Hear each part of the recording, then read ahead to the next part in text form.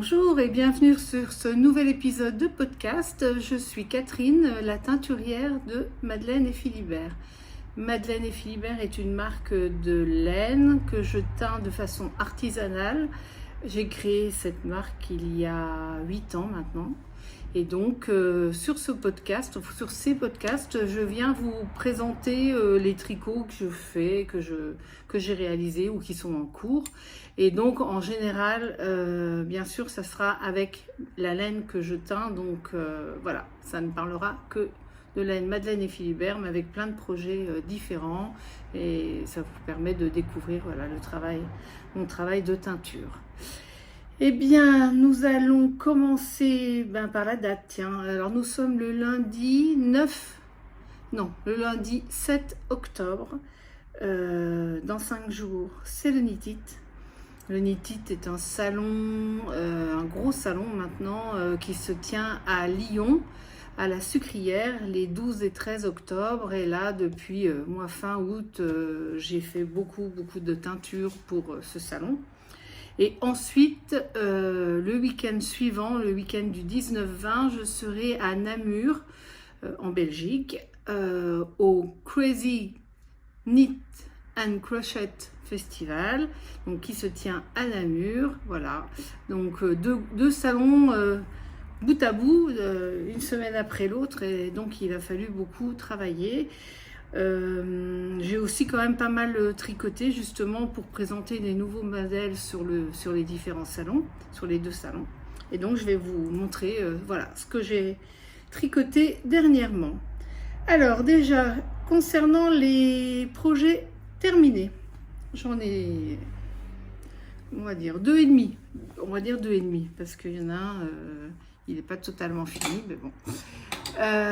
Tout d'abord, je ne sais pas si vous aviez vu l'épisode de Lucie 3615 Kumquat qu'elle avait fait en duo. Elle était venue à la maison, on avait fait un podcast en duo qui était bien sympa. Et donc j'avais présenté certains tricots, dont certains que vous allez voir là. Et maintenant, moi, je viens vous les montrer directement sur ma chaîne. Donc il y a tout d'abord les chaussettes de Lysandre. Le modèle, alors je vais essayer, d'habitude je le fais pas, mais enfin il faut quand même que je m'habitue maintenant. Je vais j'ai marqué toutes les références des modèles que je vais vous présenter dans la barre de description. Donc voilà, donc ça ce sont les modèles de chaussettes, donc j'en ai bien fait 2. C'est le modèle Poussez-vous les glands de Lysandre Ourdin. Et donc elle propose sur la grille, elle propose soit la grille avec les petits renards comme ça, très mignon, soit des glands de chêne. Et moi j'ai choisi les petits renards. Normalement ce modèle, cette partie-là du pied est en jacquard contrastant, mais moi comme je voulais utiliser ces 2 coloris-là, le jacquard ne ressortait pas suffisamment. Donc j'ai décidé de tricoter d'une seule couleur et je trouve qu'il est très joli comme ça. Vous savez, elles sont très jolies comme ça aussi. Donc au niveau des laines, bon là c'est une non teinte avec des petites paillettes. Je ne sais pas si vous voyez qu'il y a des petites paillettes. Voilà. Les renards, la tête des renards, le talon et la pointe sont faites en big sock, enfin en sock ou en big sock. C'est la laine à chaussettes que je propose en 75-25, 75% mérino superwash et 25% nylon. Et le coloris c'est Bruxelles. Et là, exceptionnellement, contrairement à ce que j'ai dit tout à l'heure, ce n'est pas une laine Madeleine et Philibert, mais c'est une LITLG Long Life in the Grass, truc comme ça, LITLG, Long Life to Long Grass. Bon, je ne sais pas trop, mais enfin c'est LITLG, et le nom du coloris, je ne peux pas vous le dire, car je n'ai plus la petite étiquette sur le... Mais voilà, ça c'est une laine que ma plus jeune m'avait achetée quand elle est allée à Londres. Elle m'avait demandé qu'est-ce que tu veux, et je lui avais dit écoute, si tu peux aller chez Loop, tu me prends une laine à chaussettes, et elle m'avait choisi celle-ci. Voilà. Alors vous voyez, là on voit un tout petit peu, là, c'est le raccord, je les ai tricotés en Magic Loop, et je pense que à cet endroit-là, c'est un tout petit peu moins, enfin, un peu plus resserré. Ça fait ça, mais bon, une fois qu'elles sont portées, ça se voit pas du tout. Voilà, moi je trouve que c'est vraiment un très très joli modèle, hein. Lysandre fait de très beaux modèles. Moi je vais sûrement faire là prochainement, enfin peut-être pas tout de suite, mais en novembre je vais faire les chaussettes qu'elle avait créées il y a 1 ou 2 ans pour Noël, avec il y a des bretzels, des cannes à sucre, voilà, ça je sais que je vais les faire là prochainement. Donc voilà, ça c'est Poussez-vous les glands de Lysandre Hourdin. Ensuite, j'ai fait le pull pour ma fille, il est fini, parce que je voulais l'exposer au Knit-It. Alors attention les yeux, parce que ça fait... Alors je suis désolée, hein, il est un peu froissé parce qu'il était plié, voilà. Et donc c'est le Lyra Tee de Irène Lin. Donc avec un col double.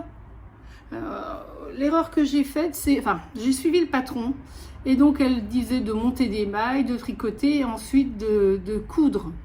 Et j'aurais dû faire un montage provisoire parce que vous voyez, ça vrille très légèrement. Et c'est pas parfait. Et je m'en suis rendu compte une fois que j'avais fait plusieurs centimètres, j'ai pas voulu défaire. Mais bon, donc une fois que c'est porté, ça se voit pas. Il y a une manche marteau, là. Enfin, c'est très joli ça, la manche marteau pour... je trouve que ça fait une jolie épaule.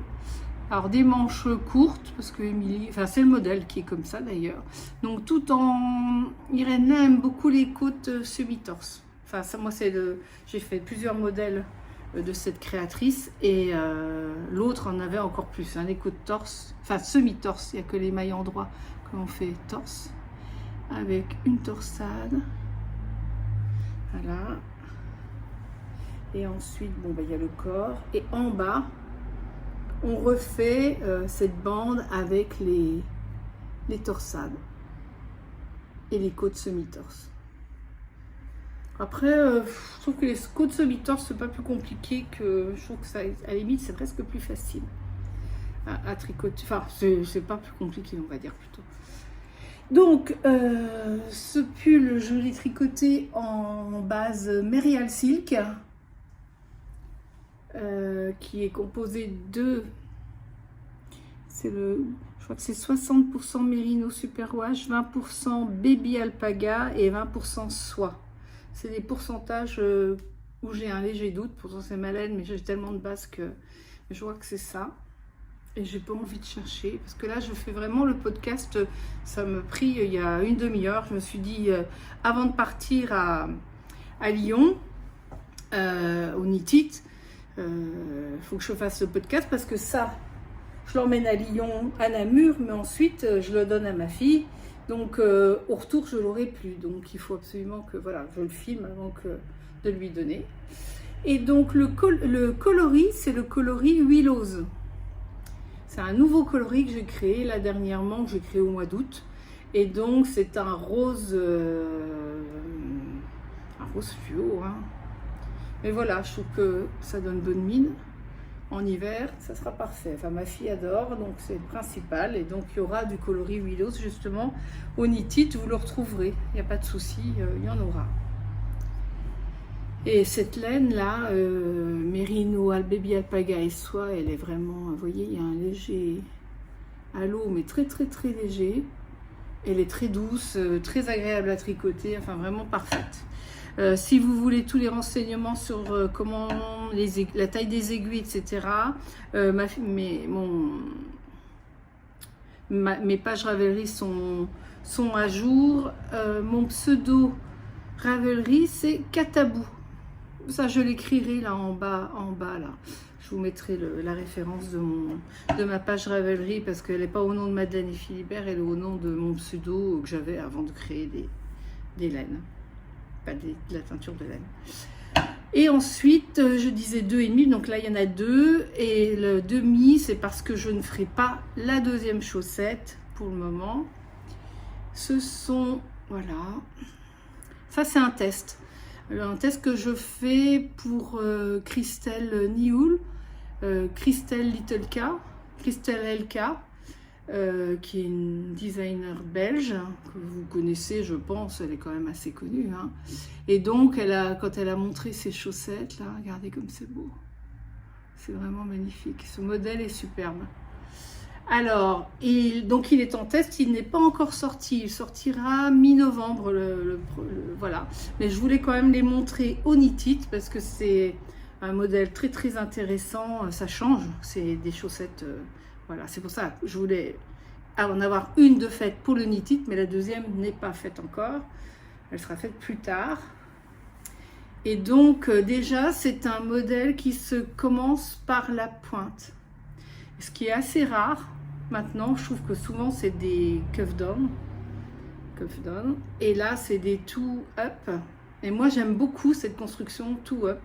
Je trouve que ça se fait encore mieux. Je sais pas pourquoi, c'est vraiment c'est comme ça que j'ai appris à faire les chaussettes, moi. Alors du coup, peut-être que c'est pour ça que j'aime bien cette construction. Vous voyez, donc là, il y a là, ça. Ces fausses torsades sont des fausses torsades faciles à faire. Ensuite, il y a les augmentations du gousset, mais qui sont sous le pied, ce qui donne ce petit creux, mais qui correspond aussi à la forme de notre pied. Donc, je trouve qu'elles sont très très ergonomiques. Ensuite, il y a un talon renforcé qui se fait très très bien, facile. On continue les fausses torsades. Et ensuite, il y a ces... C'est beau, c'est beau, c'est beau. Moi, je les trouve vraiment superbes. Voilà, et après des côtes torse, plus ce motif. Et donc, vous voyez, elles sont assez hautes. Moi, elles m'arrivent à mi-mollet, quand même, au moins.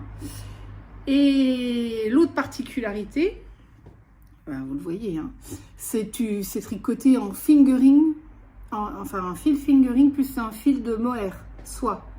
Donc, là, au niveau chaleur... c'est des chaussons, hein. C'est plus pour mettre à la maison comme chaussons. En hiver, ça peut être vraiment très sympa. Alors moi, je les ai tricotés en 2,5, mais Christelle, normalement, recommande en 2,75. Mais comme je tricote lâche, voire très lâche, moi en 2,5, ça me suffisait. Et je pense que je vais les refaire aussi en simple fingering, parce que moi, j'ai fait la taille 2 en 2,5. Si je l'ai fait en fingering en descendant en 2,25, ça correspondrait au nombre de mailles.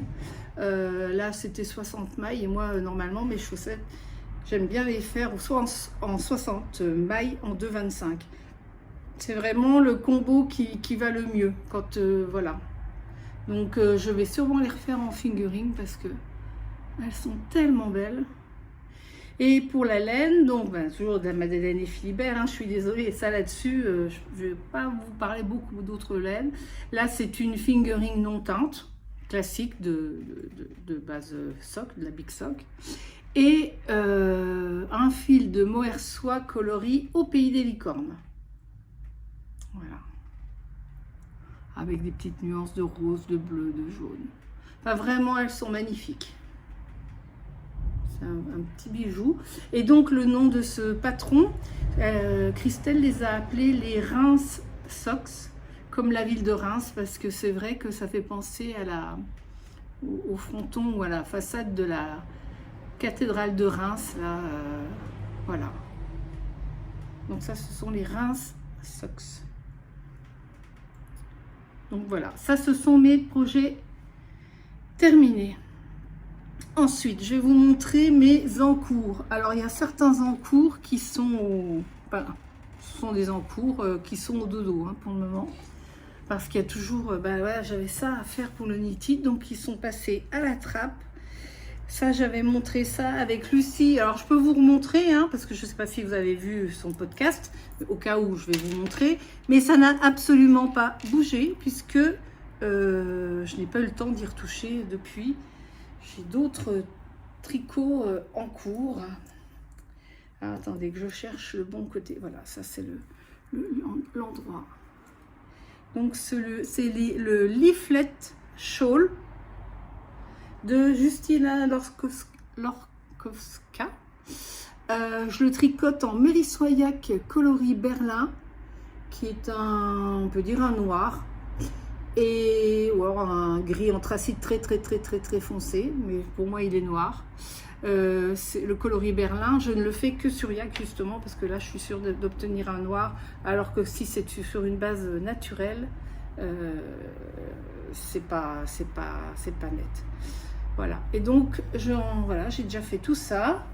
J'en suis vraiment pile à la moitié. Et ça, je me suis arrêtée courant de l'été pour faire le pull pour ma fille, là, le rose, celui qui était rose. Et vous voyez, c'est des petites feuilles là. Ah, il est beau ce modèle. Bon, j'ai hâte de le reprendre, mais c'est pas encore d'actualité. Mais bon, quand je vous aurai montré les deux en cours que j'ai, il y en a un, il est quasiment fini, puisque je vais le donner à ma petite fille ce week-end quand je la verrai, enfin après le week-end quand je la verrai après Lyon. Mais voilà, donc ça, cette écharpe là, faut que pour moi c'est plus une écharpe qu'un châle, parce que justement il est très peu profond et assez long. Je trouve que c'est un châle écharpe. Et moi c'est vraiment ce style de modèle que j'aime beaucoup. Et sinon l'autre qui est encore plus au dodo, de petite tête depuis le mois de juin. Ouais, ça doit être ça, depuis le mois de juin, je n'ai pas touché. Bon, après, c'est un pull fingering mohair que je vais, qu'il faut que je finisse pour avant l'hiver, hein, quand même, hein, que je puisse le mettre.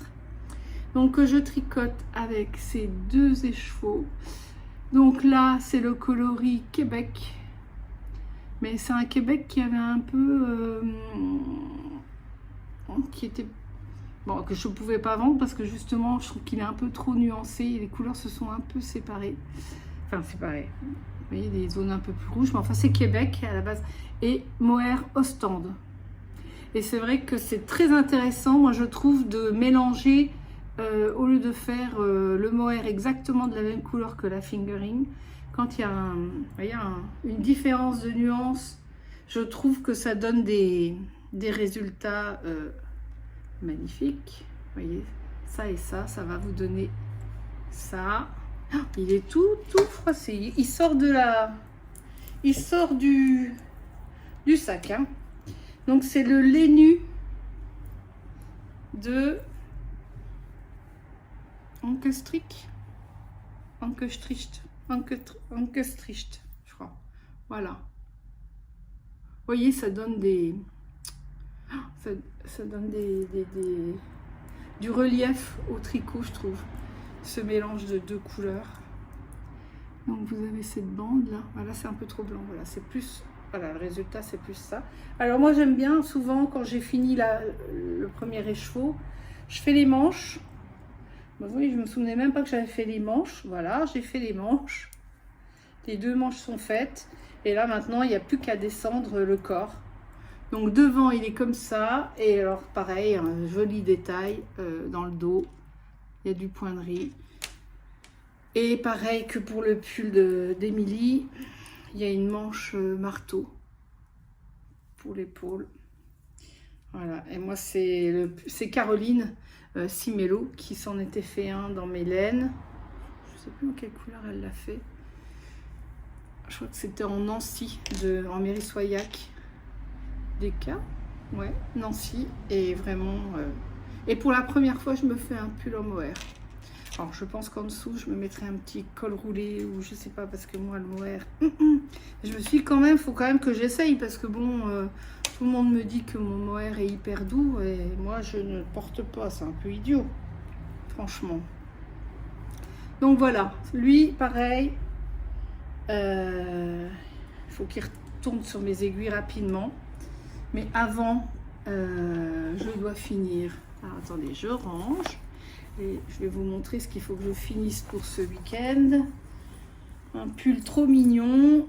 Il me restait, je ne sais pas si vous vous souvenez, pour celles qui ont suivi mes podcasts ou qui me suivent sur Instagram, j'avais tricoté plusieurs pulls pour mes petites filles avec le kit arc-en-ciel et iris. Donc, c'est des kits avec les 6 couleurs de l'arc-en-ciel, donc violet, bleu, vert, jaune, orange et rose. Et il m'en restait un peu il me restait un peu. Et donc, je voulais absolument utiliser ces restes. Et donc, j'ai utilisé de la base non teinte pour tricoter encore toujours le même modèle. À chaque fois, j'utilise le Novice Sweater Junior de Petite Knit pour ces pulls, pour les pulls de mes petits-enfants, enfin de mes petites filles. Et donc, je l'ai tricoté en uni. Et de par au-dessus, j'ai brodé des petites fleurs avec mes restes du kit, de mes kits. Alors, les fleurs, j'ai utilisé une petite application gratuite, c'est Stitch Feeder, je crois, Fiddler ou Feeder. Et donc, j'ai dessiné des fleurs pour avoir une grille. Voilà, et je les ai rebrodées ensuite, alors ce qu'on appelle maintenant le duplicate stitch. Bon, moi c'est de la broderie, enfin c'est refaire les, vous voyez, les mailles. Là par contre c'est de la broderie. Là c'est encore, je monte parce que sinon ça fait pas le point. Hop. Alors j'ai réparti un petit peu comme ça, hein, sans trop réfléchir. Là j'ai fait une petite broderie. J'en ai refait une là, j'en ai fait une là. Alors, j'ai pas pu m'empêcher. Encore une fois que le corps a été fini, j'ai brodé, enfin, j'ai rebrodé sur le pull et maintenant, je fais les manches. Donc, tout à l'heure, j'ai fini la première manche et là, j'attaque la deuxième. Donc, il n'y a plus que en deux après-midi, grand max, la deuxième manche est finie. Et voilà, le petit pull pour Lina. Alors, je sais pas, dites-moi ce que vous en pensez. Moi, je trouve que c'est très mignon. Enfin... Pour une petite fille, c'est sympa. Après, ce modèle du Novice Sweater, c'est vrai qu'il est un peu... il fait un peu... je sais pas comment dire. C'est parce qu'il y a beaucoup de... Vous voyez, il est un peu... Il gonfle un peu. Je dirais qu'il y a trop de mailles. Donc, c'est en déca. Enfin, non, moi, j'ai utilisé 2 fils de fingering. Parce que c'est une base que j'avais... acheté chez un fournisseur pensant qu'elle serait bien et elle prend pas bien la teinture, donc j'ai quelques échauds à la maison et je veux pas la teindre parce que justement je suis pas satisfaite des teintures avec ce fil là, donc je le tricote en double, en naturel. Bon, il y aura plusieurs pulls en naturel comme ça, en non teint. Voilà, donc ça c'est le... Pardon, je disparais pour ramasser ma pelote. Donc ça c'est le pull pour Lina. Et le dernier encours, et là c'est l'encours du mois. Pour la première fois, je me suis lancée dans le MCAL de Stephen West. Jusqu'à présent, je voulais pas... Enfin, moi j'aime pas les surprises, j'aime bien savoir ce que je vais faire. Bon. Oui, j'aime pas les surprises, j'aime bien savoir. Et puis, là quand j'ai vu qu'il n'y avait que 2 coloris, 2 couleurs, déjà, je me suis dit, ça sera peut-être un peu moins farfelu ou j'en sais rien. Enfin, voilà, c'est peut-être plus portable parce que c'est vrai que, en même temps, à chaque fois, c'est des œuvres d'art. Ça, je reconnais que ce qu'il fait, c'est... Je suis toujours étonnée, moi, de sa création, de son imagination. C'est vraiment formidable. Et là, je me suis dit, allez, laisse-toi porter par ce calmystère là. Et alors, je dois dire que ça me plaît. En fin de compte, je réalise que j'aime... quelquefois, on se pose la question, est-ce qu'on aime tricoter pour avoir des vêtements et les porter ou pour le procédé? Eh ben, moi, je crois que j'aime pour le procédé. Et là, ce qu'il nous a fait encore cette année, je suis ébahie. Et vraiment, pour le moment, je trouve que c'est magnifique ce qu'il nous a proposé, ce qu'il nous propose. Après, on va voir la suite. Et de toute façon, ce châle, comme il fait des très très très grands châles en général, je pense que mon 4 échauds, ça va être encore un grand châle. Moi, je porte pas de grand châle. Mais je me dis que en décoration, on va dire, sur mes stands lorsque je fais des salons, ben voilà, c'est beau. Donc, je le tricote surtout pour le procédé et non pas pour le porter en fin de compte. Juste pour le plaisir de découvrir comment il crée et la surprise. Et en fin de compte, j'aime bien. Je me dis que Ouais, j'ai hâte d'être à jeudi prochain pour voir ce qui... Enfin, à jeudi, là, qui arrive d'ailleurs, pour voir ce qu'il va nous proposer à la suite, quoi, de ça. Et donc, je vais vous montrer quand même déjà les laines que j'ai choisies. Et ensuite, je vous montrerai. Et puis, bon, celles qui ne veulent pas voir, qui ne veulent pas être spoilées, ben, vous arrêterez à ce moment-là. Donc, moi, j'ai choisi ces deux coloris. Donc là, en Merial Silk. Ah ben voilà, on aura... Non, c'est 70, voilà. Tout à l'heure, je vous ai dit, je ne me souviens plus du ratio de laine. Donc, c'est 70%. 70% Merino Superwash, 20% Baby Alpaga et 10% soie. Et là, alors c'est de la laine qu'il faut laver à la main. C'est une... D'accord, le Merino est Superwash, mais le Baby Alpaga, la soie, bon, vaut mieux laver ça à la main. C'est quand même recommandé. Donc ce coloris-là, c'est Ostende.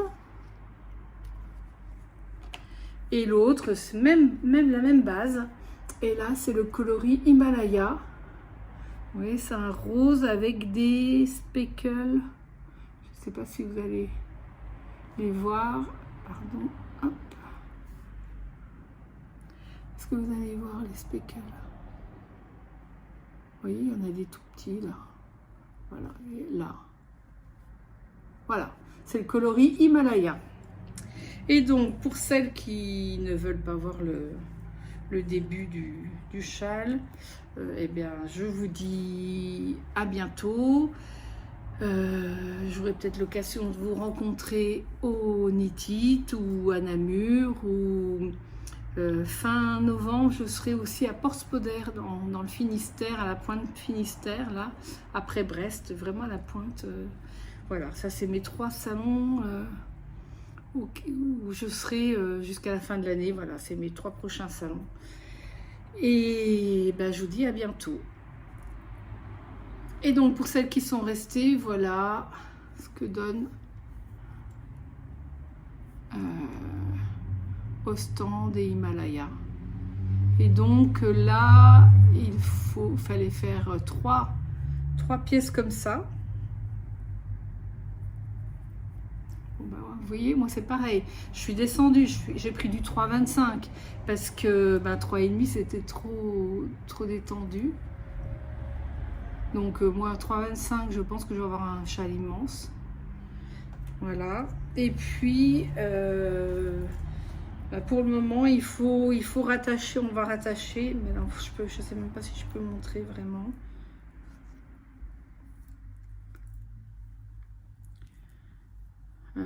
Ouais, c'est pas pratique. Hein. Non, vous voyez, il faut rattacher. Mais bon. Donc voilà ce que je vous ai montré avant. Le voilà. Et là, vous voyez, on est en train de... Non, c'est pas ça. C'est celui-là que je vous ai montré. Et là, on est en train de rattacher tranquillement. Bon. Là, c'est pas très parlant, mais quand même, ça vous donne une idée des 2 couleurs ensemble. Voilà. Et bien, c'est tout. Donc, vous voyez, là, celui-là, bon, c'est tout le mois d'octobre. Et puis, je pense que je vais prendre du retard, ça, c'est sûr. Et puis, après, je veux finir mon leaflet. Donc, le châle de Justyna Lorkowska, style écharpe. Ensuite, je finis mon l'ému de Ankestrick. Et ensuite, je m'autoriserai à... Enfin, après, ma grande m'a commandé un pull pour Noël. Donc là, je pense qu'en coloris Varsovie. Et c'est un modèle de Marie-Amélie que je vais lui faire. Et puis, j'ai repéré chez Christelle un modèle de chaussettes avec des petites têtes de mort trop mignonnes. Ça, je pense que ça sera peut-être mon encours du mois de octobre-novembre, là. Et puis, elle a créé aussi un superbe châle tout en brioche. Moi, j'adore tricoter la brioche, le modèle Ombelle. Et je pense, j'attends le Nitit, là, et je vais aller lui acheter ces 2 patrons-là, les petites chaussettes tête de mort et le châle Ombelle. Vous voyez, il y a de quoi... j'ai pas fini, que j'ai déjà une liste grande comme... enfin bon, il faudrait avoir 15 000 bras. Bon, eh bien, voilà pour aujourd'hui. J'espère que voilà, ça vous a intéressé, que vous avez passé un bon moment. N'hésitez pas à mettre des commentaires, à liker aussi l'épisode si vous avez aimé, à vous abonner. J'espère vous rencontrer dans les différents salons qui se projettent là. Donc je vous ai dit, il y en a 3 jusqu'à la fin de l'année. Je me suis inscrite à j'ai déposé ma candidature pour plusieurs salons de l'année prochaine. Voilà. Et ben, je vous en reparlerai quand tout sera validé. Je vous souhaite une bonne journée, une bonne soirée, enfin quand est-ce que vous allez me regarder. Et puis à bientôt. Bye bye.